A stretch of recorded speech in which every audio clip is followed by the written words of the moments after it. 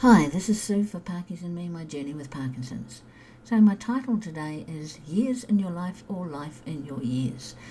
Now, I've put that there because I heard something the other day, or maybe I read it, I don't know, but sometimes these thoughts enter my head and into my thinking, and I don't quite know where it comes from. It could have been somebody I sat and had a conversation with, but yeah, it's not really important. But what they said was, when you have more years lived than you have left, it changes you when you realise. And I think when you realise what that sentence is saying, yeah, I think it is important to get on that bucket list, to do the things that you thought you might have had time for, but yeah, maybe you don't, maybe you do, but certainly not putting off opportunities. And another saying is, it's not about the years in your life, but the life in your years. It's about making every day, every month, every year count. It's not putting off to tomorrow what you can do today, all those kind of cliche sayings. It is about seizing the moment.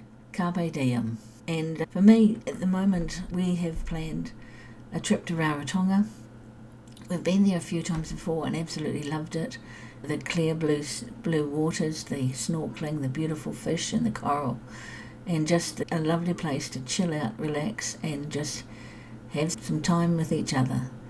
And I've been so looking forward to this trip to Raro, and we have been saying that it is likely to be our last trip to Raro because we probably can't go for another 3 or 4 years because we have decided to go to the UK next year, but that's a separate piece of this conversation.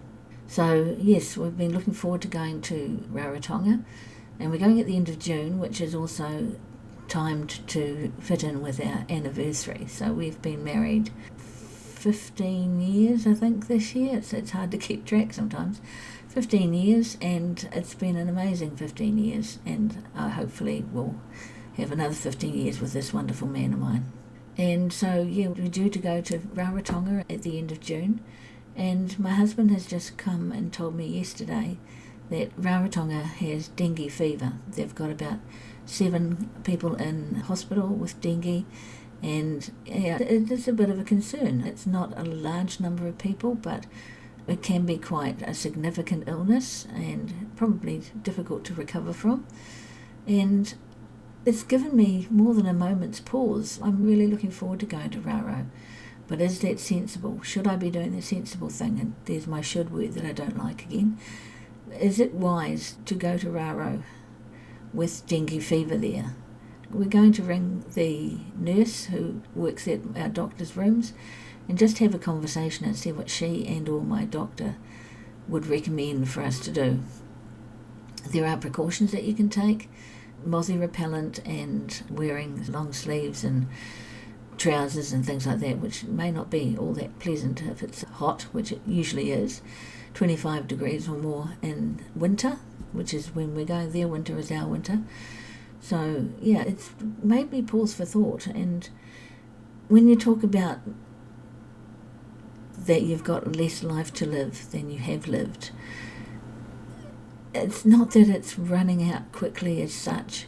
It's just that, I hate to say there's a countdown even, but it's just an awareness that, yeah, you may not have a huge number of years to play with and to play. My husband and I have been talking about another trip to the UK and to spend time with family and friends that we have there and to see some of the places in Europe that we haven't been. I'd dearly love to go to France, not to Paris. I didn't like Paris.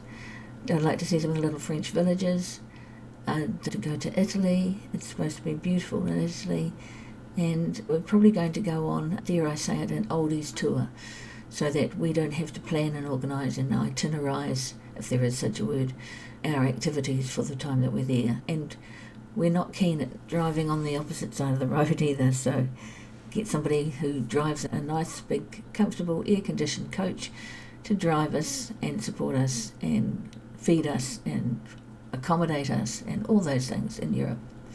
Yeah, we're planning the big trip next year. And I said to my husband, I said, this is not me being defeatist or negative or looking on the black side as such, It is not unlikely that this could be my last trip to the UK. And I say that because I will have been diagnosed for 5 years on the 15th of December this year. And the trips to the UK, usually it takes us 3 to 4 years to save up to go back again. And it's not a cheap deal. It is quite costly, but luckily we've got family to stay with and friends to stay with from time to time, which helps.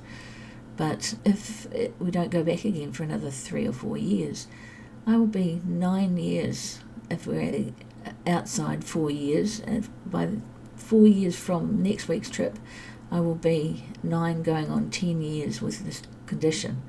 And I may be fine, but I may not. And it may be that a trip that far to the UK is beyond me. I've said to my husband, we need to sit down and think about what both of us really want to do when we're in the UK. What places we want to visit, what people we want to see, what activities we want to engage in. And we need to plan, because this might be my only chance to go to Denmark, for instance, where my ancestors come from my mother's side. I'd love to go to Denmark. If we don't go this time, that might be off the cards for me. And I've always had a hankering to go to Denmark. So, yeah, it sharpens the mind when you realise that, you've got less years left than you have lived. And that statement really resonated with me. And it's a really nice way of defining why I might be feeling like I'm feeling. Why I'm thinking that, not that there's urgency as such, but there is focus needed to ensure that we don't have regrets when we do get down the line. That we don't go, I wish we'd made that trip to Rara when we said we would. That I, Sue, have been really looking forward to that trip, but we let the dengue scare us off. And should we do that, or again we're using my most unfavourite word, would it be wise to go to Rarotonga? I don't know. Would it be a big shame not to go? I feel yes. I have so been wanting to do this trip, and my husband has said on many occasions recently that this trip is for me, that he hasn't been that bothered about going back to Raro. He enjoyed it, but it wasn't top of his list. But when I expressed a desire to go, he agreed to go for my sake, which is beautiful. So yeah, decisions needing to be made at the moment of what we do and don't do.